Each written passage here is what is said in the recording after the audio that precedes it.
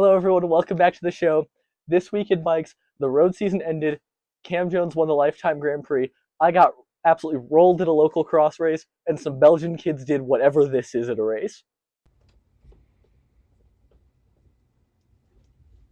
End of the road season. The last week of the road season came and went pretty uneventfully, with the exception of Stage 4 at the Tour of Holland, where fan favorite rider for Team Unibet Rockets almost won Stage 4. He was just narrowly beaten in by the sprint, but it was a super good last 5K. The last week also saw at the Tour of Holland again some dude riding some crazy skinny bars on a really weird setup. This week also saw the end of the Lifetime Grand Prix at the Big Sugar Gravel Race and a hectic, borderline controversial race start. 20 minutes before the race was slated to start, the race distance got halved due to weather concerns. There was possible tornado risk as well as hail and rain. The race ultimately finished in a massive rain downpour. Most riders said they would have liked it to stay longer. The race saw on the dude side, saw Matt Beers go into an early breakaway with pro mountain bike rider RJ Amos in his first ever gravel race. In the sprint with the group, Kiwi Cam Jones did a crazy almost 1,300 watt sprint for his training peaks to take the win. Cam Jones won the overall with that sprint, making him the first person to win the men's overall that wasn't Keegan Swenson. Keegan Swenson ultimately came in for fourth in the overall, falling 3 spots in one race. On the women's side, Sofia Gomez Vichafanye also took a pretty dominant win, coming across the line 6 seconds before second in what looked to be a pretty close race. So now on to what is probably going to be our main story for the next few months, which is cyclocross. The past weekend saw the second round of the Exact Cross Series and the first round of the Telenet Super Prestige, both in Belgium. Today specifically, we're going to be doing sort of a beginner's guide to cyclocross. We're going to be going over which races are important and which teams and riders to watch. For the purpose of this video, I'm going to assume that you all know what cyclocross is, about races that are about an hour, super tight, muddy, grassy courses, sometimes sand, lots of mud, sometimes you're off and running, sometimes there's barriers, sometimes there's stairs, so on and so forth. Just whatever the course designers think you can realistically take a bike over will show up on a cyclocross course. The cyclocross season will go from about October to February for some of the pros. Some of them will stop earlier than that. Some of them have not started yet.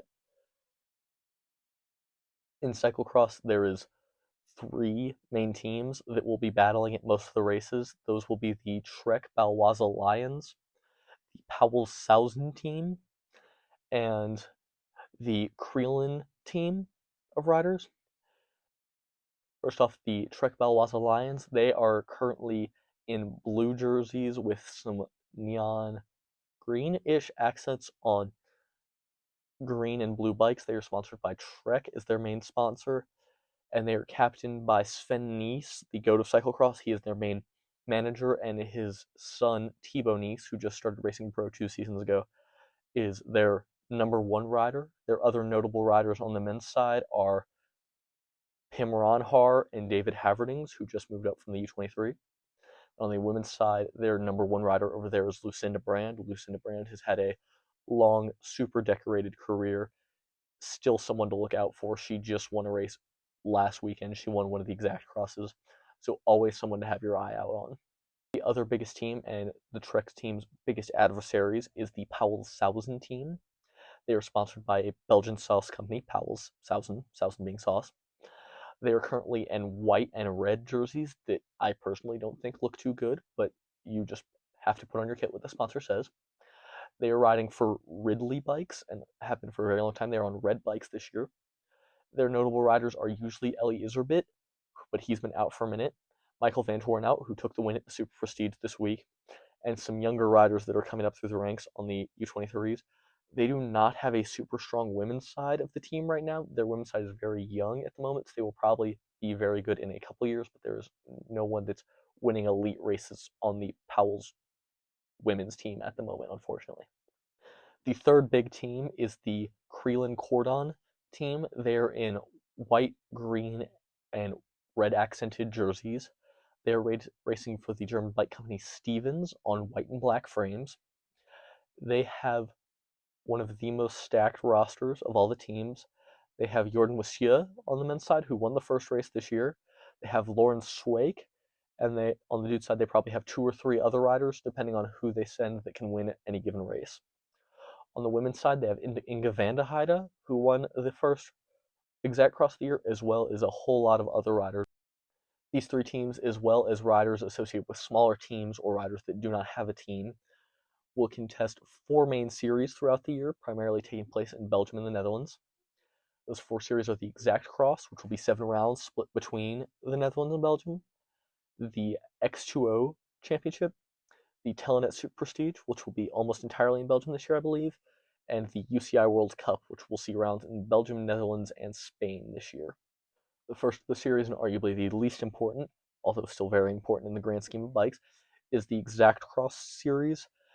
It's a 7-round championship, very standard championship format. You accrue points throughout the year depending on where you finish. Most cumulative points at the end wins.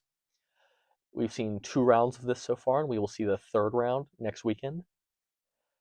These races are typically smaller fields, as they aren't quite as prestigious as some of the other races. They don't necessarily take place at as prestigious of locations as some of the other races.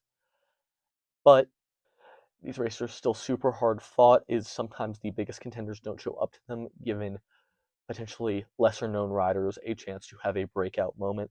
Those races are usually super interesting to watch. Since the first 2 have been earlier season races, they've both been really fast with lots of pack racing, lots of laps. Neither of them have been super technical so far, but that should change as we get later into the year. The second main series I'm going to talk about is the X2O series. This one is arguably my favorite to watch, as they go to some of the most interesting courses. The next one will be next weekend, which will be the Koppenberg Cross up the Koppenberg and Oudenaarde. If you've watched Tour of Flanders, it's the hardest cobbled climb in Belgium, maybe one of the hardest cobbled climbs in the world. Really, really steep. It will see riders go up that every single lap and then down a muddy descent in an adjacent field. It's one of the most brutal races in all of cyclocross. That climb usually sees people in the road race walking, so covered in mud, doing probably 8 laps of it for the elite men will be incredibly difficult, always super fun to watch. The X2Os are also really special because, as opposed to most cyclocross series, which are accrued points over a season, most points wins, it is combined time across all the races. So not only do you have to show up and finish all of the races, you have to be very consistent at all of them. If you have a flat or whatever, that could potentially ruin your season for that series, because fixing a flat can sometimes cost you minutes. And in, I want to say it's a 7-race series, a few minutes adds up really quickly. There's not a whole lot of time to bring back gaps in those, and the gaps get very big very quickly. The next big series is the Belgian Telenet Super Prestige series. Last weekend saw the first round of that in Rudavoorde. That was a very fast pack race with a really interesting final lap on the men's side. I've not had time to watch the women's race yet. Always a really good race there. The next round of that series will also be this upcoming weekend on Sunday. That series is also accumulated points across the season, though it is much more important than the exact cross in the grand scheme of things. It will likely see very big fields. I believe the men's race this week had 80 plus riders. Very big fields, very fast racing, super competitive, lots of money on the line. The final big series will be the UCI Cyclocross World Cup. This year that will see rounds in Belgium, the Netherlands, Spain, and maybe France. I haven't looked quite at the schedule yet. Most prestigious series of races in the world for cyclocross. Will also be accrued points over the season to decide who wins the overall. The leader of the series at that point will wear a white and red jersey. Those are the most competitive races. They are the most important. They will see all the best riders go. When you talk about Mathieu van der Poel and Wout van Aert doing cyclocross anymore, those are typically the races they go to. It'll either be those or super prestige. They won't necessarily spend their time on the other races.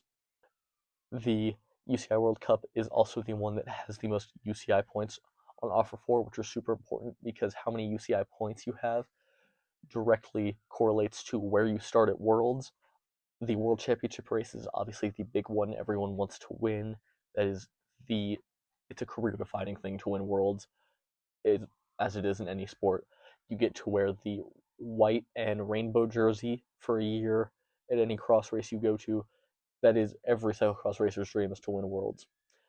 So you must have a good UCI World Cup series to have a good Worlds. Some big names to look out for this year will be Thibaut Nice. He is the son of the undisputed GOAT of cyclocross, Sven Nys. He's just started racing pro recently. He's also been racing professional road for the Lidl Trek squad this year. He went to the Tour de France, did quite well there, didn't get any big results, but was super helpful to his team. So he had a really good road season. I think if he decides to race cross, he will look very promising for cross. We will see, associated with the Ridley team, Joris Nieuwenhuis, Felipe Orts. They are guys that are always in the top 10. They just, with the exception of one or two races, have not made the win happen yet. I think this is the year that Felipe Orts wins a World Cup, and Joris Nieuwenhuis was super close to winning the first super prestige race of the year this Sunday. Also unaffiliated with one of the big three teams, we have Niels van de Putte, who will be racing for the Alpecin de Koenig squad. If you follow road, you know that is Mathieu van der Poel's team. I'm not sure if van der Poel is racing cross this year, but if he does, we will likely see a lot of wins out of him. He is super dominant whenever he shows up. No one can even come close to matching him on a cross bike at the moment. And for the Powell's team, we will have Michael Van Torenhout and maybe Ellie Iserbit if he comes back. Those two work so well as a team and are always super good on the bikes. They don't race any road, either of them. They don't race any road, either of them. So they're some of the best people to look for at the World Cup races. Then on the Creelan team, we have Jordan Monsieur, who puts down very good power on the long, flat, straighter courses. We saw him do so at the first exact cross of the season, and we saw him win a super prestige race last season. He's still on the younger side, but I think he could take a lot of wins this season. Their team is also captained by their more veteran rider, Lauren Swake. Anyone that's been watching cyclocross for a while knows that Lauren Swake is one of the best sand riders on the planet. Something about it speaks to him. He's also one of two or three riders at the elite level that dismount dirty side as their dominant, meaning when they have to get off the bike to run, they get off on the side with the chain, as opposed to what 99% of riders do, where they get off on the non-drive side or clean side or left-hand side of the bike. Some more dark horse picks for all the races coming up this year on the dude side is Kevin Kuhn. He's the Swiss champion right now, and he has not made it come together for a big win in a minute, but he is looking really good right now. He was super close to being on the podium this week. Look for him in a mostly red with white accents jersey this year. I think he has the potential to do quite well at a lot of races. Then on the women's side, the main representative for the Trek Baloise team is Lucinda Brand. She is definitely a veteran rider. She's been at this for a minute. She's still very good. She had a nasty crash last year where she broke her nose, which was super gnarly to watch, but she's back in full force. She won the exact cross this weekend, so look for her to win, I'd say, at least one or two World Cups this season. The Creelan team is also super represented on the women's side. You will see riders like Sana Kant, Manenbacher, Inge van de Heide. The Powell's team at the moment does not have a super strong women's side. I think they have a lot of U23s and juniors on their team, but they do not currently have anyone at the front of the elite races. I think that will change in the next few years, though. The obvious favorite, though, to win most any cross race she shows up to is Fem van Empel. She has had a really good season racing road for Jumbo-Visma, but anytime she shows up to a cross race, there is almost a 99% chance she will win. If you decide to start gambling on bike races, she is the person to bet on. She has, in the past 2 seasons, easily been one of the most dominant athletes in the history of the sport. No one can match her at all. She's defending world champion right now as well. So coming up in the next few weeks, we have a round of the Super Prestige, a round of the Exact Cross Series, and the first round of the X2O. The X2O race will be at Cottonburg Cross, which, like I said, one of the hardest cross races on the planet. one of the most fun to watch, my personal favorite to watch. We will be getting the World Cups later in the year. They start much later in the year than every other series. I don't know why they do that. They just do. Some things to watch for at all these races if you are new to watching these races. The max tire width is 33 millimeters. So for all my gravel bros or mountain bike people, that is incredibly skinny.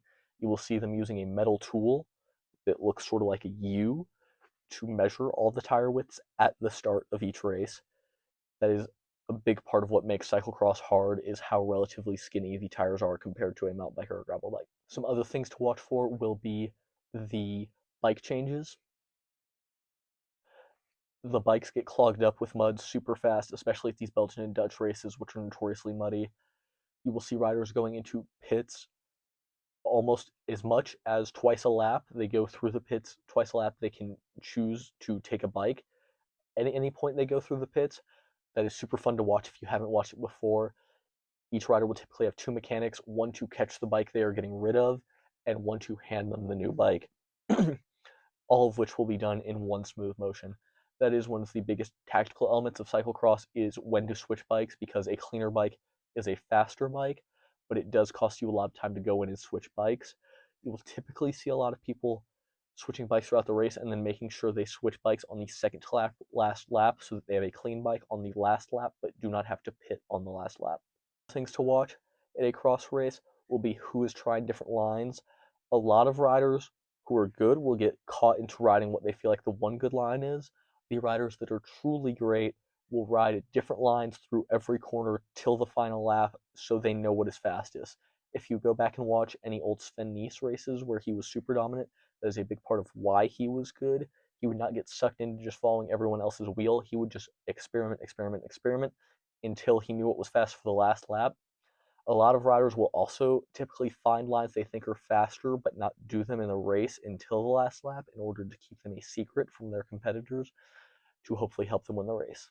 In these early races, the tactics are going to look very similar to road racing. If you watch a lot of road racing, it's going to look very similar. Anytime they're going into a headwind, no one is going to be on the front. Everyone else is going to be trying to draft off someone else in order to put in less effort, with the exception of coming into very technical sections. The key to cyclocross is positioning, especially if there's a lot of wind. You want to be close to the front, but not at the front as long as you can be, because if you're at the front, you're putting in too much effort, but if you were too far back coming into a corner or technical feature, a jump, sand, something like that, there's more of a chance that someone in front of you will mess it up and cost you a lot of time. Some other more rare things that you typically see at cyclocross races that can really shape the race are shoe changes. People break a weird amount of shoes in cyclocross races, specifically the plastic BOA dials that tighten modern cycling shoes. Most people, most pros will break probably one of those a season. It's usually you hit something remounting or you hit a course marker in the apex of a corner, something like that. That is always super fun to watch when it happens. If you want to see a good example of that, Eli Iserbit broke a shoe a few years ago at the World Cup in Waterloo, Wisconsin, and he had to fight back for the rest of the race because he did a very impressively fast shoe change, but it still cost him a lot of time. Some other things to watch as we get later in the cross season will be certain riders who cannot get good starts all season and then have to fight their way up the race. Certain riders who will get really good starts all season but don't have the depth of fitness, so they will sort of slowly fade back. In recent years, unfortunately, Lars van der Haar, who I personally really enjoy watching, has been doing a lot of that. I think it's just because he's getting old in bike years now. He's known for having a really good start, but he has been fading back in the first few laps. To win a good cross race, though, you need to have the good start. You need to be coming through that first corner in ideally the top 10, at worst the top 20, and then staying up there for as long as you can. There is not a single moment in cyclocross where you're not fighting something, whether it be the course or another rider. If you're not moving forward in a cross race, you are getting past. There's no two ways about that. Another interesting narrative to watch throughout the cross season, if you're really paying attention, is who is bunny hopping the barriers versus who is running over them. Running is typically a little bit slower. It is faster coming into the barriers and through the barriers, but bunny hopping the barriers is much faster coming out of the barriers. So the interesting thing to watch will be who already has remembered at the start of the season how to bunny hop. We saw Niels van de Putte at the Super Prestige this week being super, super good at bunny hopping, whereas we saw some other riders who maybe raced more road this year or have not been practicing as much, struggling over the barriers. The interesting thing to watch will be frequently riders who are good at bunny hopping sometimes have a crash in the middle of the season and will not bunny hop for the rest of the year. So big thing to pay attention to is week in, week out, who is bunny hopping, who is not. Is it at a course where the barriers are bunny hoppable? If it's really muddy, that is not anything you can do. If it's hard, it's much easier to do. That's about all I have for this week. I got a lot of feedback last time about trying to keep the episodes a little shorter, so in the future I will try and do that. I'm going to have a really good friend of mine and a really good mechanic on next week. We're going to be talking primarily about how to take care of your bike during these winter months where it is really wet. If you have any questions you've always wanted to ask a mechanic about how to work on your bike, how to buy a bike, anything like that, please leave it in the comments, leave it down below, message me on Instagram. Would love to hear from y'all. Super looking forward to that conversation. That was This Week in Bikes. In the upcoming week, we will have two main cyclocross races with an Exact Cross and a Super Prestige. For US viewers, those will both be on HBO Max and also YouTube. Thank you so much for watching. Have a great week. Get out, ride your bikes.